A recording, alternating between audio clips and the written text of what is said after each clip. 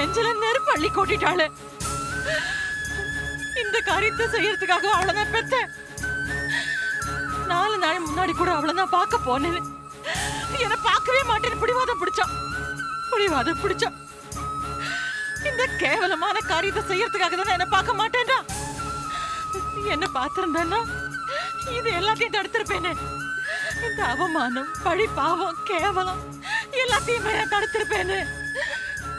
ஊரு மெச்ச வாழ போறேன்னு ஊர்ல சபதம் பண்ணிட்டு வந்தான். இப்ப ஊரே காரி துப்புற மாதிரி பண்ணிட்டாளே. நான் என்ன பண்ணுவேன்? மகேஷ் அவளுக்கு தாலி கட்டுவான கனவு கண்டுட்டு இருந்தா. அந்த கடங்கார பாவி, நாசமா போற பாவி, அவ கழுத்துல சுருக்கு கயிறை மாட்டிட்டானே. இதெல்லாத்தையும் பார்த்து நான் ஏன் உயிரோட இருக்கேன்? என்னது பெருமாள் கூப்பிட்டுக்க மாட்டேங்கிறானே.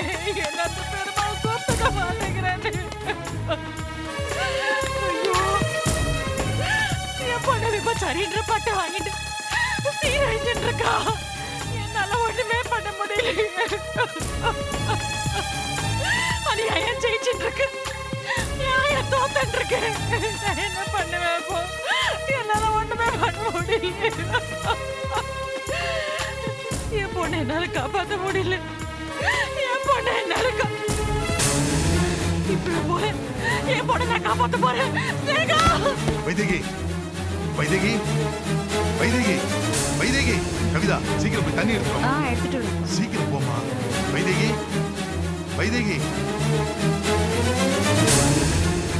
எழுந்துருமா. வைதேகி, ஏய் புகழ்மணி, உன் அப்பா வந்திருக்கேன்டா. அம்மா செல்வி, உன் மாமா வந்திருக்கேன் பார். அப்பா ஏன் வந்தீங்க? என்னது? இல்ல எப்போ வந்தீங்கன்னு கேட்டேன். அதானே பார்த்தேன். இந்தாம்மா. என்னம்மா இதெல்லாம்? என் பேர பிள்ளைக்காக பாதி ஊரையே கொண்டு வந்திருக்கமானா. மிச்சமெல்லாம் கார்ல இருக்கு. எதுக்கு சம்பந்தி இதெல்லாம்? எல்லாம் பார்வதி செஞ்சது. முறுக்கு, அதிரசம், கடலை உருண்டை, அப்புறம் அரிசி, துணி கூட வாங்கி கொடுத்து அனுப்பிச்சிருக்கா. அப்புறம் ஏய் செல்லக்குட்டி,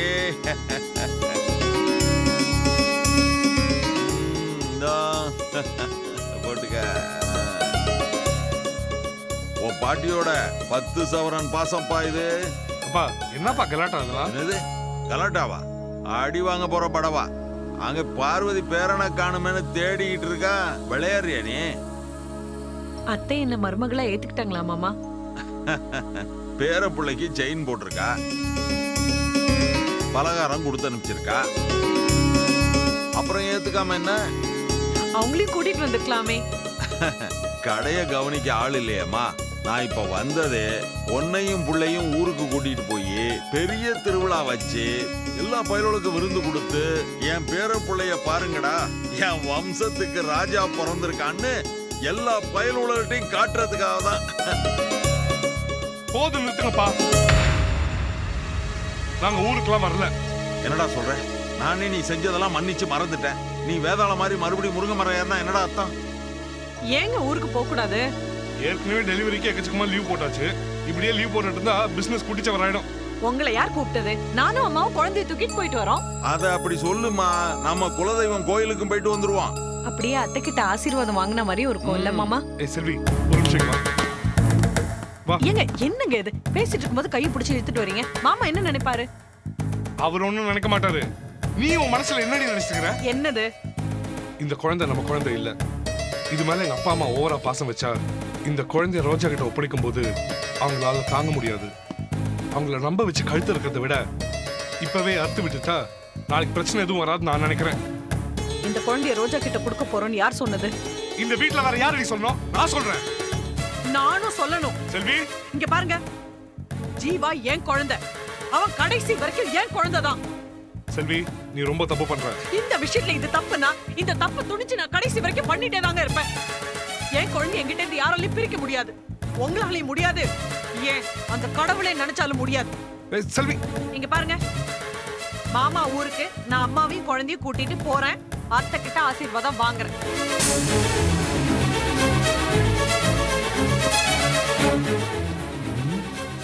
பிரச்சனைக்கு மேல பிரச்சனை உண்டு பண்ணிக்கிட்டே இருக்கா. மாமா அவர் ஊருக்கு வரமாட்டாரு. பிசினஸ் அந்த வேலை இந்த வேலைன்னு இழுத்தடிச்சிட்டு இருப்பாரு. அவரை பத்தி கவலைப்படாதீங்க. நான் குழந்தைய தூக்கிட்டு ஊருக்கு வரேன். அத்தையோட சேர்ந்து குலதெய்வம் கோயிலுக்கு போலாம். எல்லாத்தையும் நல்லபடியா முடிச்சிட்டு வரலாம். சரியா? சரிம்மா, அப்ப நான் வரேன். அங்க பாப்போம்மா. ரோஜா மாமா வாங்க. நான் இப்பதான் ஆபீஸ் கிளம்பிட்டே இருக்கேன். அப்படியா? உட்காருங்க. சரி சரி சரி. மகேஷ் இல்லையாம்மா? இல்லையே மாமா. ஏன்? இல்ல, உங்ககிட்ட ஒரு முக்கியமான விஷயம் பேசணும், அதான். இல்ல, மகேஷும் மாமாவும் ஆபீஸ் போயிருக்காங்க. சரிம்மா, நீ உட்காரேன்.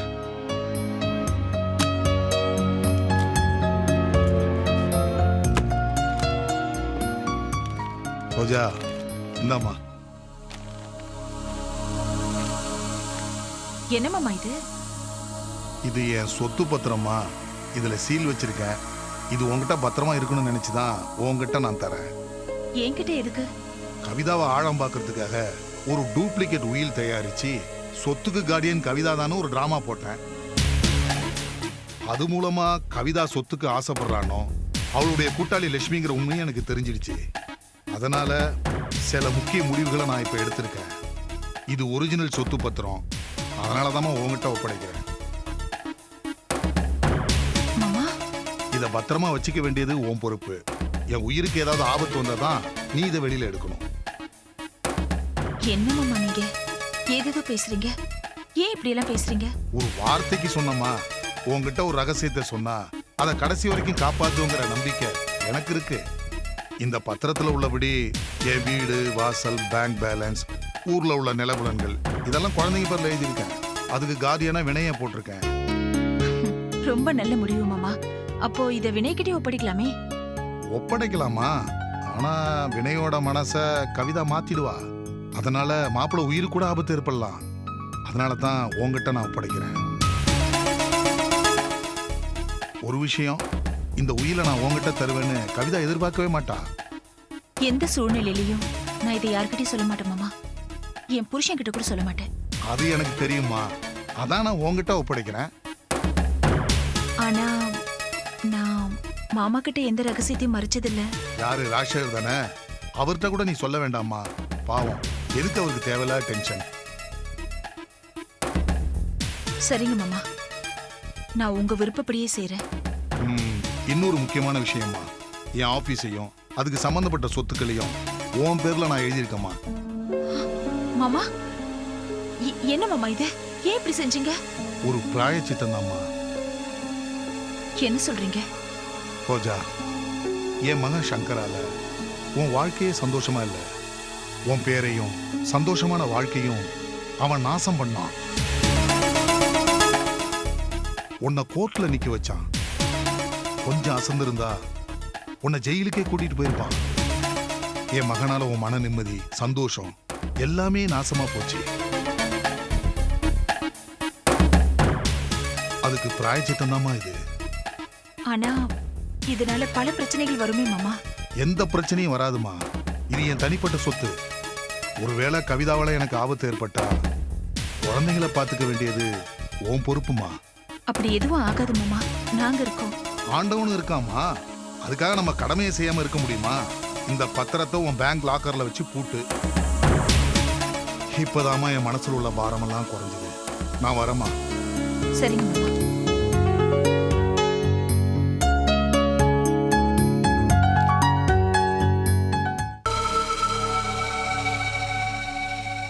சேச்சே சேச்சே, இந்த வீட்ல ஒரு பொருள் வெச்ச இடத்துல இருக்காதே.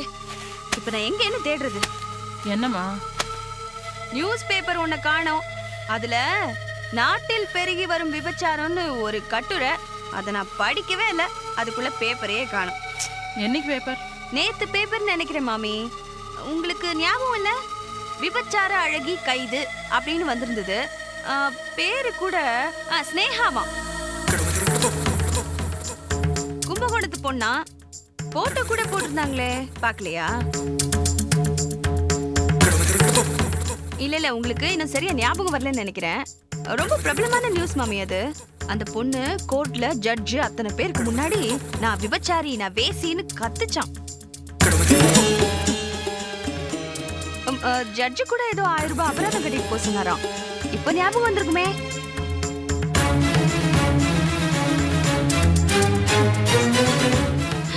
ஐயோ, நான் உங்க பொண்ணை பத்தியே உங்ககிட்ட சாரி மாமி, சாரி.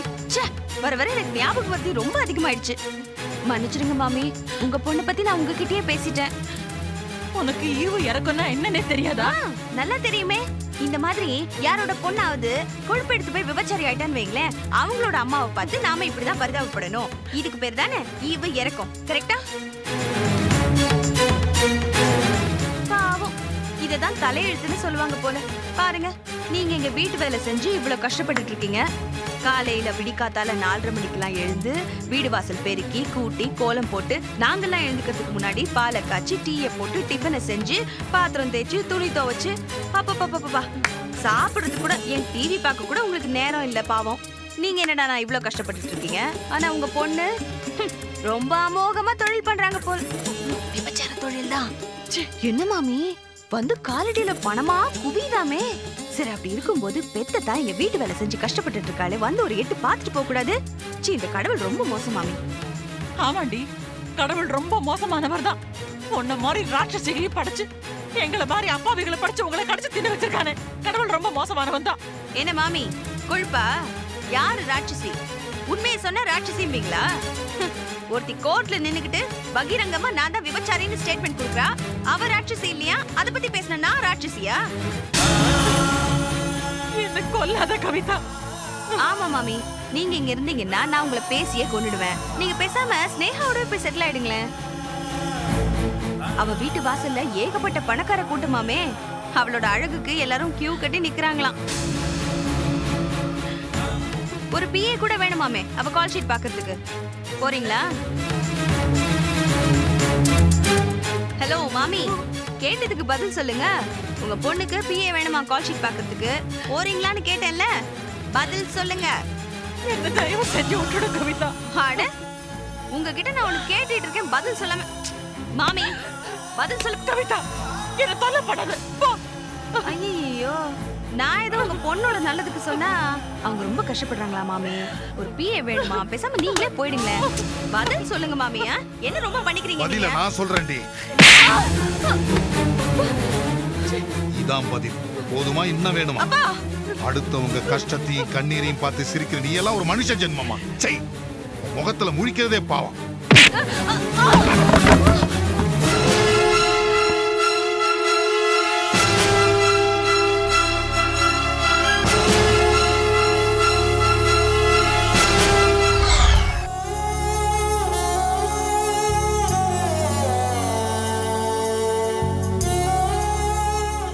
கோர்ட்ல இருந்து ரிலீஸ் ஆகி வந்ததுல இருந்து சோறு தண்ணி இல்லாம இப்படி படுத்தே கிடக்குறான். அவன் கிச்சா கோர்ட்ல இருந்து வந்ததுல இருந்து எங்க போனானோ, இன்னும் வீடு வந்து சேரல. ஒருவேளை இவன் மேல கோபத்துல ஊருக்கே போயிட்டானோ என்னமோ தெரியலையே.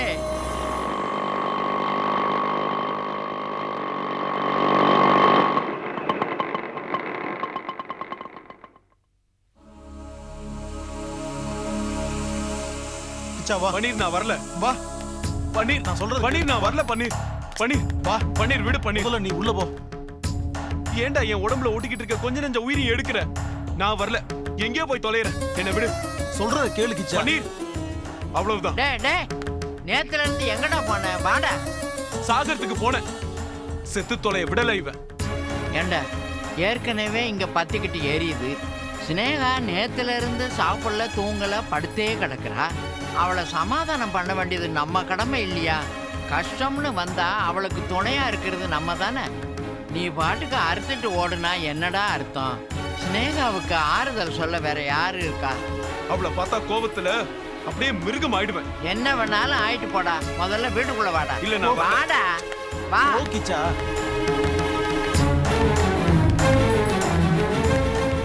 வாடா, வா. ஸ்னேகா, கிச்சா வந்துட்டான் பாரு. கிச்சா வந்துட்டு. கிச்சா நீ, கிச்சா நீ. ஏய், நீ உருப்பிடுவியா? உனக்கு என்ன பைத்தியமா? கிச்சா, கோர்ட்ல அத்தனை பேர் முன்னாடி ஜட்ஜ் இருந்தா, போலீஸ் இருந்தா, எல்லாரும் முன்னாடியும் நீ விபச்சாரின்னு வாய் கூசாம சொல்லிட்ட. ஏன் அப்படி சொன்ன? உன் தலையில நீயே நெருப்ப வாரி கொட்டிண்ட. உன் இதயத்துல ஈட்டி எடுத்து நீயே குத்திண்ட. ஏன் சொன்ன? நீ விபச்சாரியா? நீ வேசியா? உண்மையை மட்டும் பேச வேண்டிய கோர்ட்ல பொய்ய மட்டும் பேசிட்டு வந்திருக்க. நீ உருப்பிடுவியா? அது அவ தலை விதிப்பா. இதுக்கு உண்மையை பேசி ஜெயிலுக்கு சந்தோஷமா போய்க்கலாம் பாட்டி. பேப்பரை பாரு, இங்க பாரு. கொட்டை எழுத்துல விபச்சாரின்னு போட்டிருக்காங்க. இது உன் அம்மா பாத்திருப்பா, உனக்கு தெரிஞ்சவங்க பாத்திருப்பா, உன் ஃப்ரெண்ட்ஸ் எல்லாம் பாத்திருப்பாங்க, நீ வளர்ந்த ஊரே பாத்திருக்கும். எல்லாரும் உன் மூஞ்சில காரி துப்பி இருப்பாங்க. டேய், ஊர் உலகத்துக்கு பயந்தா நம்ம வாழ முடியுமா? ஊரு நாக்குல நரம்பு இல்லாம 1000 பேசும். ஸ்னேகா மனசுக்கு தெரியும் அவ உத்தமின்னு. அவ அம்மாக்கு தெரியும் உனக்கு எனக்கு ஏதோ பண்ணி இருக்குன்னு தெரியும். நம்ம வீட்டு பொண்ணு கரப்படியாதவன். எல்லாருக்கும் மேல நீங்க கும்பிடுற ஏழுமலையானுக்கும் தெரியும் இவ உத்தமின்னு. அது போதும்டா. நீ வாய மூடு. இவ செஞ்ச தப்புக்கு நீ வக்காலத்தா? அந்த மகேஷ நம்பி லாட்ஜுக்கு போகாதன்னு தடுத்தோம். காதலா காதல், உடலங்கா காதல். அவன் குரலை கேட்டதும் என்ன ஒரு ஆவேசம். இப்ப பார், அசிங்கப்பட்டு நிக்கிறாளே. இவளுக்கு இப்ப நான் தான் பொறுப்பேத்துட்டு இருக்கேன். வைதேகி மாமி வந்து கேள்வி கேட்டா நான் என்ன பதில் சொல்லுவேன்? என்னடி பார்த்துட்டு வாய தொலைடி. பண்ணிடுங்க. அவனை தடுக்காதீங்க. என்ன அடிக்க அவனுக்கு உரிமை இருக்கு. போதுண்டி, நீ எனக்கு கொடுத்த உரிமை. நான் கேட்கறதுக்கு பதில் சொல்லு. நீ ஏன் விபச்சாரின் கோர்ட்ல ஒத்துண்ட? சொல்லி. ஆமா, நான் ஒத்துண்டேன். நான் விபச்சாரின்னு ஒத்துண்டேன். ஜெயில போட்டா எத்தனை நாள் உள்ள இருக்கணுமோ யாருக்கு தெரியும்? நான் ஜெயிலுக்கு போறத பத்தி கவலைப்படல கிச்சு.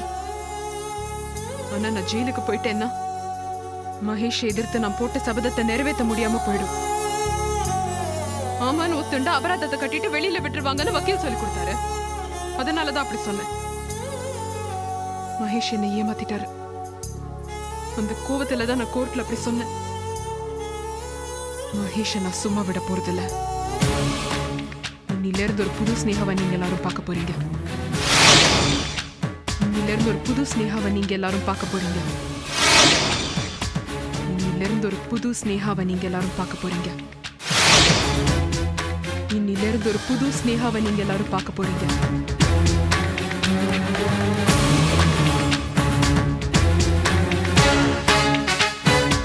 இன்னில இருந்து ஒரு புது ஸ்னேகாவை நீங்க எல்லாரும் பார்க்க போறீங்க.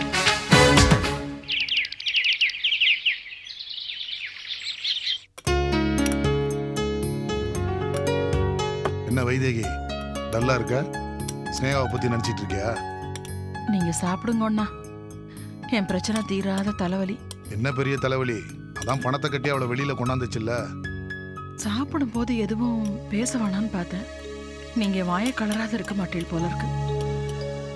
கோர்ட்ல அத்தனை பேருக்கு முன்னாடி தன்னை விபச்சாரின்னு ஒத்துன்னு இருக்காவ. எத்தனை பெரிய பாவத்தை பண்ணிருக்காவ. அத நினைச்சாதான் என் மனசே ஆற மாட்டேங்கிறது. அதாம்மா எனக்கும் குழப்பமா இருக்கு. எல்லார் மத்தியிலும் கேட்டா அவன் மனசு புண்படும் தான் கேட்காம விட்டுட்டேன். அவ ஏன் அப்படி செஞ்சான்னு தான் எனக்கும் புரியல. எனக்கு புரியுது. ஏன்னா நிஜமாவே அவ ஒரு நடத்த கெட்டவதான்.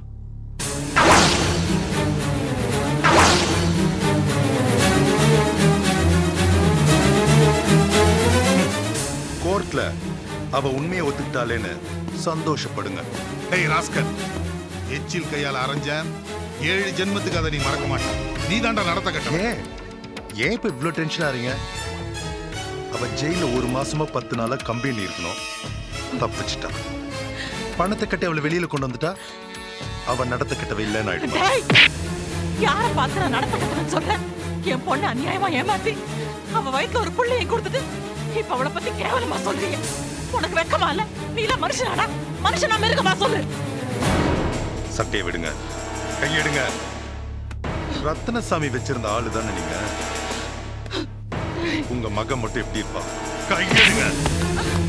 டேய், உன் முரட்டுத்தனத்தெல்லாம் உன் பொண்டாட்டிகிட்ட வச்சுக்க. இது என் ஆபீஸ். கலாட்டா பண்ண கம்பி என்ன வச்சிருவான், ஜாக்கிரதை. ஓஹோ, பொண்ணு ஸ்னேகாக்கு ரத்னசாமி சப்போர்ட், அம்மாக்கு நீங்க சப்போர்ட்டா? சி, கேடு கெட்டு என்னடா நினைச்சீங்க? அடிக்கிற வேலை வச்சுக்காதீங்க, மரியாதை கெட்டுடும். டேய், ஏற்கனவே நான் உன் மேல கொலவெறியில இருக்கேன். நீ செய்யற அயோக்கியத்தனத்துக்கெல்லாம் உன் அப்பனும் உன் பொண்டாட்டி வேணா உனக்கு குழந்தையா இருக்கலாம்.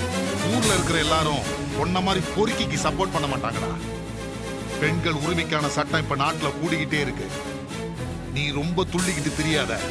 ஸ்னேகா இப்ப போலீஸ் ஸ்டேஷனுக்கு வந்து மகளிர் காவல் நிலையத்துல ஒரு சின்ன கையெழுத்து போட்டா போதும், உன் தலையெழுத்தே மாறிடும்.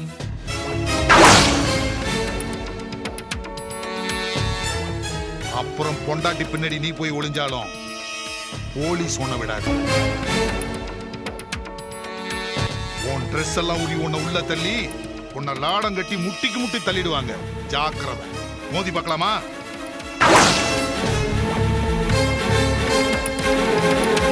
அந்த ஸ்னேகா உன் மேல வச்சிருக்கிற கண்மூடித்தனமான காதலுக்காகத்தான் உன் உடம்புல உன் உயிர் இன்னும் ஒட்டிக்கிட்டு இருக்கு. உன் வாழ்க்கை பரமபதமா மாறி பல நாள் ஆச்சு. இப்ப ஏணியில ஏறிக்கிட்டு இருக்கேன்னு ரொம்ப அலட்டிக்கிட்டு தெரியாத. பாம்பு ஒரு நாள் உன்னை முழுங்கும், அப்ப அட்ரஸே இல்லாம போயிடுவேன். ஜாக்கிரதை.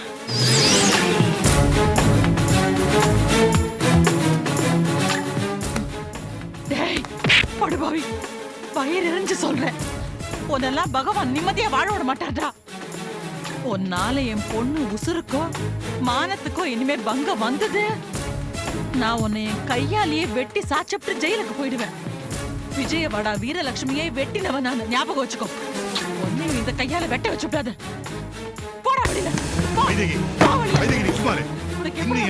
வெளில போடா.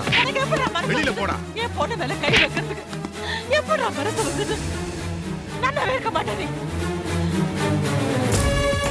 எவ்வளவு தைரியம் இருந்தா அவன் என் பொண்ணு நடத்தக்கட்டேன்னு சொல்லுவான். எவ்வளவு நெஞ்செழுத்து இருந்தா அவன் சொல்லுவான். சரிம்மா விடு, நான் அவனை பாத்துக்கிறேன். முடியல என்னால, எனக்கு ஆறவே மாட்டேங்கிறது. கை கால்லாம் பதறது. அப்படி வைதகி சொல்றேன்ல, அமைதியாரு அமைதியாரு, நான் பாத்துக்கிறேன். எங்க போயிடுவான் அந்த ராஸ்கல்? நீங்க போய் உட்காருங்க, போங்க.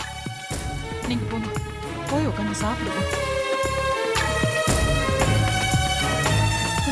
எவ்வளவு தைரியம் இருந்தா என் பொண்ணு நடத்த கட்டுவேன்னு சொல்லுவாங்க.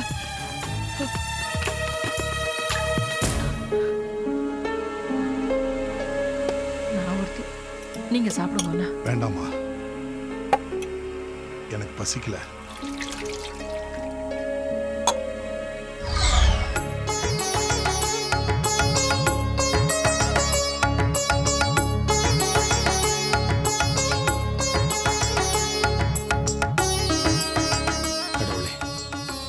மாமாவுடைய உடம்பு பரிபூர்ணமா குணமாகணும், என்னுடைய பிசினஸ் நல்லபடியா டெவலப் ஆகணும். கவிதா இப்பதான் திருந்திருக்கிறார். குழந்தைகளுடைய முகத்தில் இப்பதான் ஒரு தெளிவும் சந்தோஷமும் தெரியுது. இது கடைசி வரைக்கும் நீடிக்கணும்.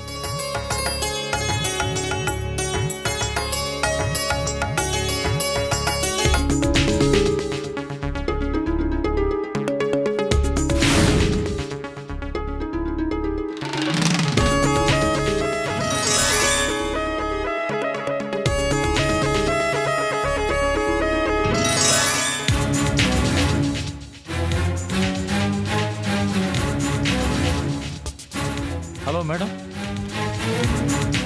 மேடம், உங்களை தான் கூப்பிடுறேன். நான் உங்க கூட கொஞ்சம் தனியாக பேசணும். யார் நீங்க? இந்த கேள்வியை தான் நான் உங்கள்கிட்ட கேட்குறேன். உங்க பேரு லக்ஷ்மி தானே? என் பேர் உங்களுக்கு எப்படி தெரியும்? நீங்க சொக்கலிங்க மாமாவுடைய சம்சாரம் தானே? நீங்க உயிரோட இருந்துட்டு இருக்கீங்க, உங்களுக்கு திதி தலைவிதி.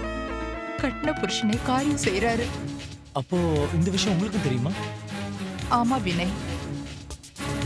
என் பேர் எப்படி? உங்க எல்லாரையும் எனக்கு நல்லா தெரியும்பா. சுசிராஜா என் பேர குழந்தைங்க தான். அவங்களோட பாசத்தை கூட அனுபவிக்க முடியாத பாவியா நிக்கிறேன். நீங்க எனக்கு மருமக. அந்த உறவை கூட நானே வாய்விட்டு சொல்ல வேண்டிய நிலைமை இல்லை. என் புருஷன் என்ன வச்சுட்டாரு. அப்போ கவிதா என் மக சங்கர் லலிதாவுக்கு அடுத்து பிறந்ததுதான் கவிதா. அவளை வயித்துல சுமந்த நேரம்தான் என் புருஷன் என்ன வீட்டை விட்டு விரட்டிட்டாருப்பா. நீங்க அவரை கொலை பண்றதுக்கு சதி பண்றதா சொல்றாரு. படிக்காத பொண்டாட்டியா போயிட்டேன். நான் உயிரோட இருக்கும் போதே திதி பண்றவரு எனக்கு எதிராக சதி பண்றது அவருக்கு தண்ணிப்பட்ட பாடு. நான் அவர் சொத்துக்கு ஆசைப்படுறேன், நான் நடத்த கெட்டவன், அவரை கொல்ல திட்டம் போடுறேன்னு 1000 குற்றச்சாட்டை அவர் அள்ளி வீசுவாரு. ஆனா உண்மை என்ன தெரியுமா மாப்பிள்ள? அவர் ஒரு சாடிஸ்ட். பொண்டாட்டியை கொடுமைப்படுத்தி அவளோட கண்ணீரை ரசிக்கிறவரு.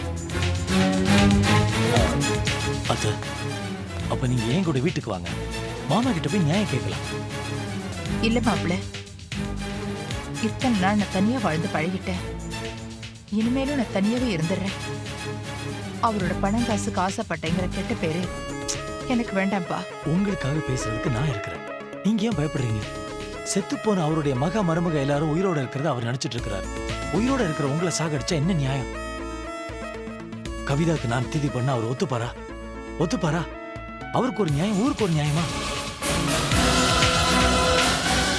அது அவர் போட்டுட்டு இருக்கிற முகமுடிப்பா. அந்த முகமுடியை கிழிக்கிற தைரியம் எனக்கு இல்ல. ஆனா மாப்பிள்ளைங்கிற முறையில உங்களுக்கு இருக்கலாம். போறேன், இப்பவே போறேன். மாமா கிட்ட போய் நியாயம் கேட்கிறேன். அந்த வீட்டுக்குள்ள எஜமானியா உங்களை உட்கார வைக்கிறேன்.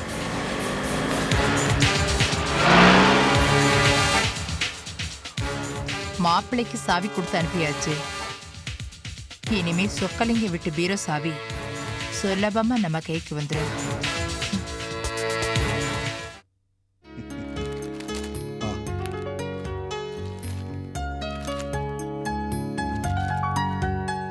மருந்து மாத்திரை எல்லாம் வேலை வேலைக்கு ஒழுங்கா சாப்பிடுறீங்களா மாமா?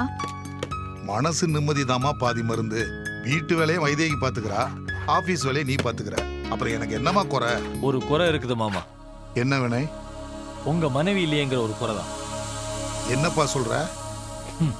லக்ஷ்மி அம்மா இந்த வீட்டுல இருந்திருந்தா உங்களுக்கு நெஞ்சு வலி வந்திருக்காது. லலிதாவும் செத்திருக்க மாட்டான். உங்க மகன் சங்கரும் ஜெயிலுக்கு போயிருந்திருக்க மாட்டான். அதான் அவன் எப்போது செத்து போயிட்டால, திதி கூட பண்ணியாச்சு. இப்ப அவளை பத்தி என்ன பேச்சு? நான் அத்தையுடைய ஆவிய கோவில்ல பார்த்தேன் மாமா.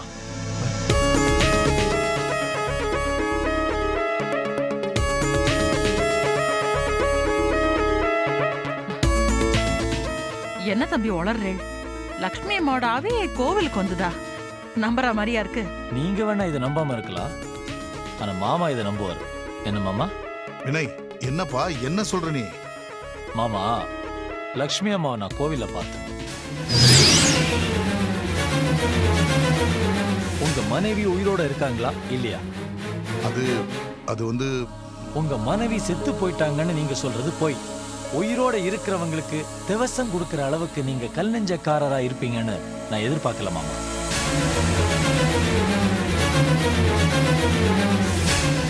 வினய், அவசரப்பட்டு வார்த்தையை கொட்டாதீங்க.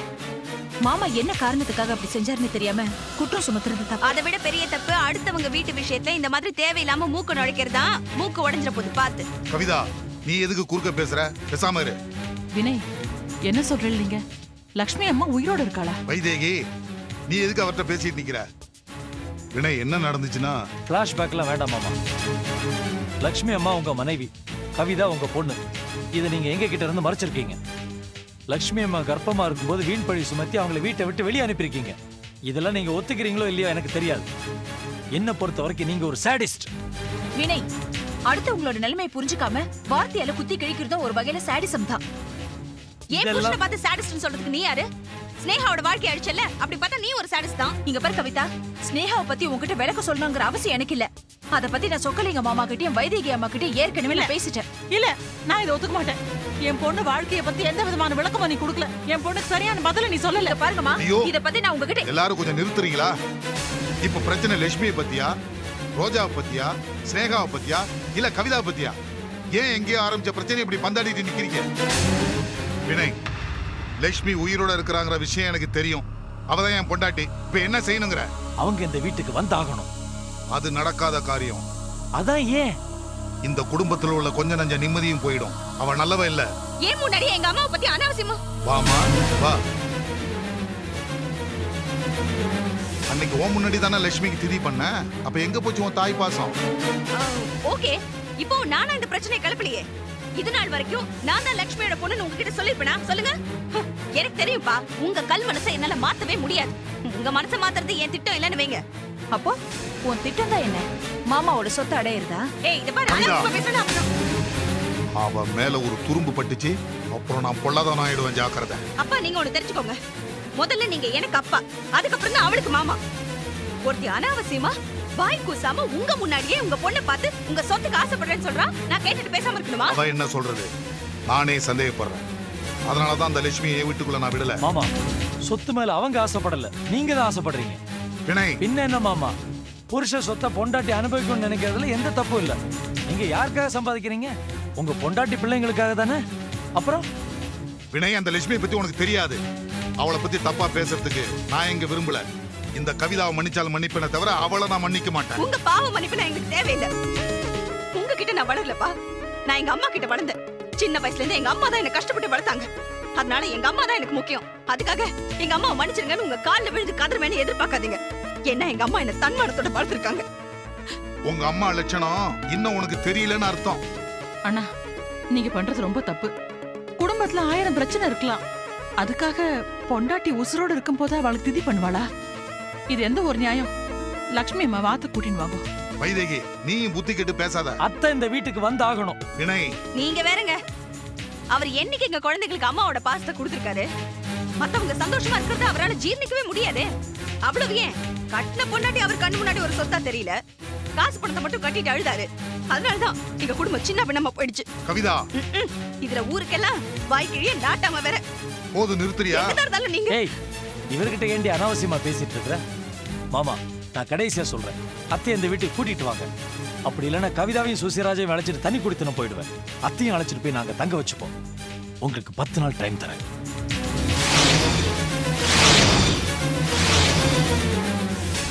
தயவு செய்து இனிமேல் யாரும் இதை பத்தி பேச வேண்டாம்.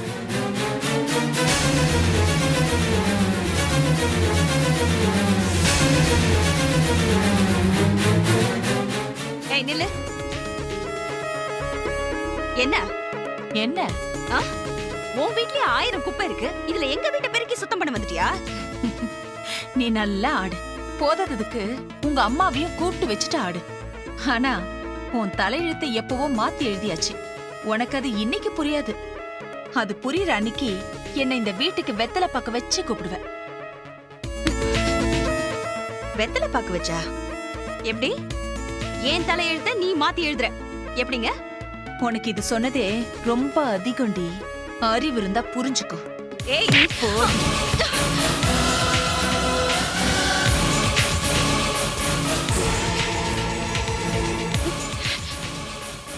என்ன சொல்லிட்டு போறா இவ? இவ தலையெழுத்த நான் மாத்தி எழுதுறதெல்லாம் நினைச்சேன். ஏன் தலையெழுத்த இவ மாத்தி எழுதினாளா? ஐயோ, ஒருவேளை வா உயில.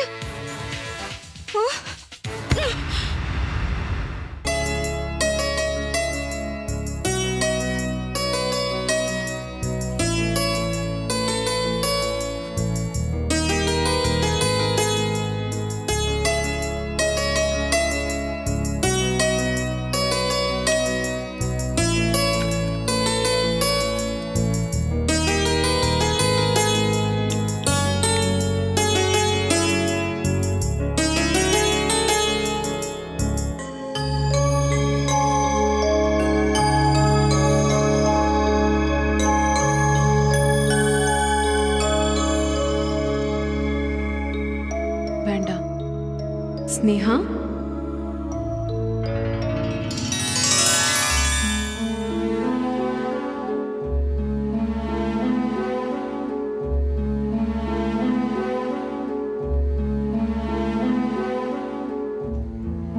என்னடி பாக்குற? நான் தான் உன் மனசாட்சி.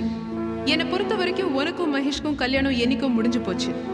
இன்னும் மகேஷுக்கு மனசுல எடுத்து கொடுத்துட்டு நெத்தியில மட்டும் அடையாளம் கொடுக்க ஏன் இவ்வளவு தயக்கம்? மகேஷ் ஒரு ஏமாத்துக்காரர். அவர் என்னை ஏமாத்தினது போராதுன்னு நானே என்னை ஏமாத்திக்கணுமா? கழுத்துல தாலி இல்ல, நெத்தியில மட்டும் எதுக்கு குங்குமம்? நீதான் இன்னும் மகேஷ காதலிக்கிறியே. என்னமோ பெருசா சவாலெல்லாம் விட்ட, மகேஷ என் காலடியில விழ வைப்பேன் அது இதுன்னு. என்னாச்சு? ஒரு போன் கால் வந்தது, உடனே பதறி அடிச்சுன்னு ஓடின. அடேங்கப்பா, என்ன ஓட்டம் இல்ல. அவர் திருந்திட்டாருன்னு நினைச்சு ஓடின. அங்க போனதுக்கு அப்புறம் தான் தெரிஞ்சது, திருந்த வேண்டியது மகேஷ் இல்ல, நான் தான். என் மனசுல இருந்து அவரை பிடுங்கி எரியணும், என் சிந்தனையில இருந்து அவரை தூக்கி வீசணும், என் வயித்துல வளர்ற அவரோட சின்னத்தை அழிக்கணும். ஐயோ ஸ்னேகா, அன்னைக்கு ஒரு நாள் மகேஷ் உனக்கு கருத்தடை மாத்திரை கொடுத்தப்போ, மகேஷ் இதை நம்ம தெரிஞ்சு செய்யற தப்பு மகேஷ், நம்ம சுயநலத்துக்காக ஒரு உயிரை கொல்லணுமான ஆவேசமா வசனம்லாம் பேசின. அதெல்லாம் என்னாச்சு? அன்னைக்கு அவர் கடவுளா தெரிஞ்சாரு, இன்னைக்கு கொலைகாரனா மாறிட்டாரு. அன்னைக்கு காதல் இருந்தது, இன்னைக்கு எதுவுமே இல்ல. உயிருக்குயிரா நேசிச்ச ஒரு பொண்ண போலீஸ்ல புடிச்சு கொடுத்து கோர்ட்ல விபச்சாரின்னு பட்டம் வாங்கி கொடுக்கறதுக்கு பேரு தான் காதலா? அதுக்கு பேரு தான் காதல்னா எனக்கு அப்படி ஒரு காதல் தேவையில்லை. அதுக்கு அடையாளமா ஒரு வாரிசும் எனக்கு தேவையில்லை. இது குழந்தை எனக்கு வேண்டாம். இதை நான் அழிப்பேன், கலப்பேன். எனக்கு இது குழந்தை வேண்டாம். ஏய் ஸ்னேகா, அது ஓ வயிறுடி. ஐயோ என்னடி பொண்ணு நீ? உப்பு இனிப்பு ரெண்டும் சேர்ந்தது தாண்டி காதல். எந்த மனுஷனோட காதல் ஆரம்பத்துல இருந்து கடைசி வரைக்கும் சந்தோஷமாவே இருந்திருக்கு? யோசி.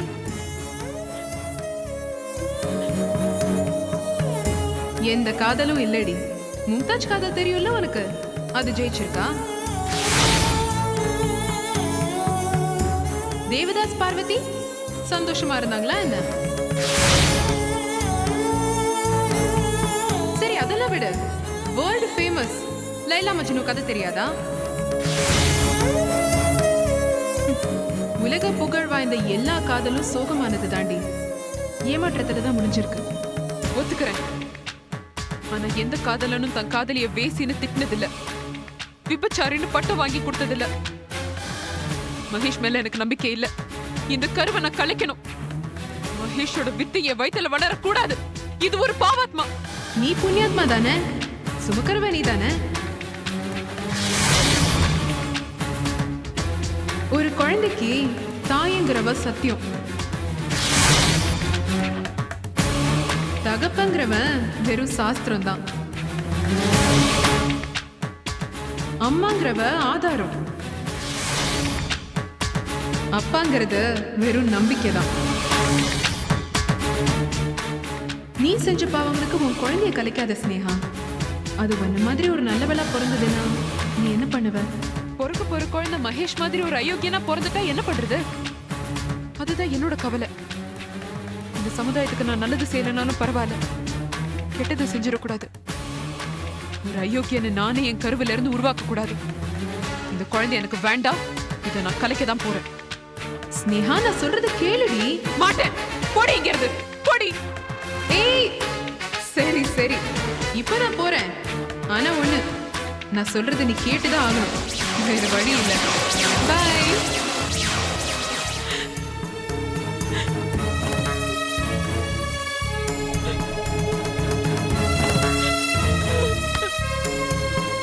இந்த குழந்தை எனக்கு வேண்டாம். இந்த குழந்தை எனக்கு வேண்டாம். இந்த குழந்தை எனக்கு வேண்டாம், வேண்டாம், வேண்டாம்.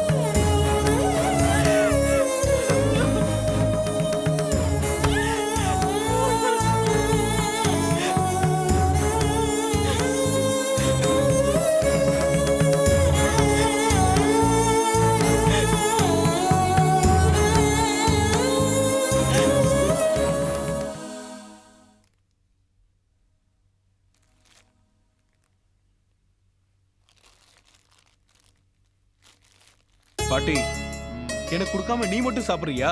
குடு குடு. விடுறா.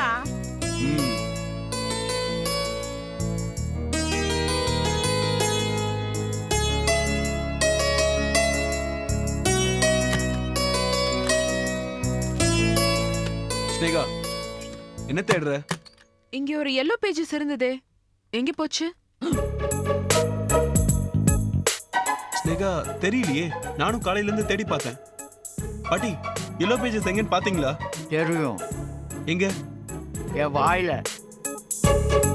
பாட்டி, அடி பாவி. பின்னடா இத்தனை நாள் அனாதையா அந்த எல்லோ பேஜஸ் தனியா கடந்தது, யாரும் சீந்தல. அதை எடுத்துக்கிட்டு போய் எடைக்கடை போட்டு பேரிச்சம்பழம் வாங்கி நான் திங்கிறேன். இப்போ வந்து கேட்டா என்ன அர்த்தம்? ஏய், என்னடா அடிக்க வர்ற? நீயும் தான் பேரிச்சம்பழம் தின்ன, உனக்கும் தான் அதுல பங்கு இருக்கு. ஒரு நல்ல காரியத்தை பண்ணலாம்னு நினைச்சேன், அதுக்கு ஆரம்பத்திலே தடங்கல் வந்துடுதா? உனக்கு என்ன வேணும்? நான் தான் நடமாடும் எல்லோ பேஜஸ் இருக்கேன்ல, அப்புறம் என்ன நம்பர் வேணும் கேளு, டான்னு எடுத்து விடுறேன். எனக்கு ஒரு நல்ல லேடி டாக்டர் வேணும். எதுக்கு? என் வயித்துல வளர்ற கருவை கலைக்க.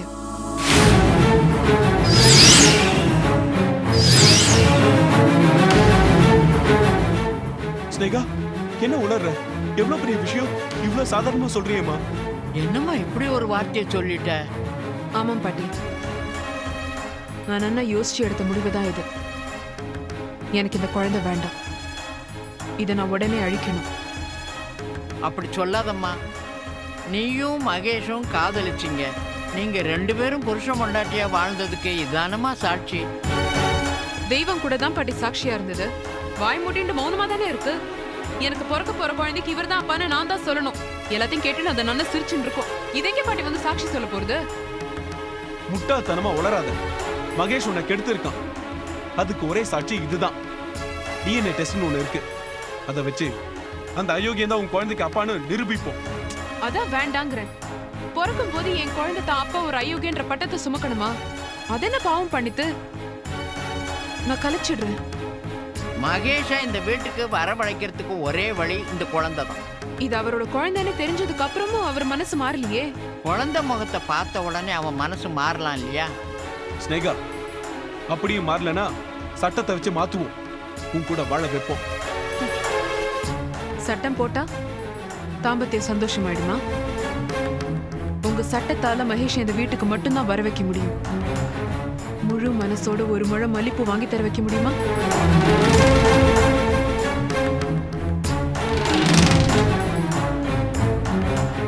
உங்க ஈபி கோவால மகேஷ் இந்த வீட்டுக்கு தான் வர வைக்க முடியும். ஐ லவ் யூன்னு மனசார சொல்ல வைக்க முடியுமா? முடியாது. ஏன்னா நீங்க மகேஷ்ங்கிற மனுஷனை மட்டும்தான் பாக்குறேன். நான் மகேஷ்ங்கிற மனுஷனுக்குள்ள இருக்கிற மனசை பாக்குறேன்.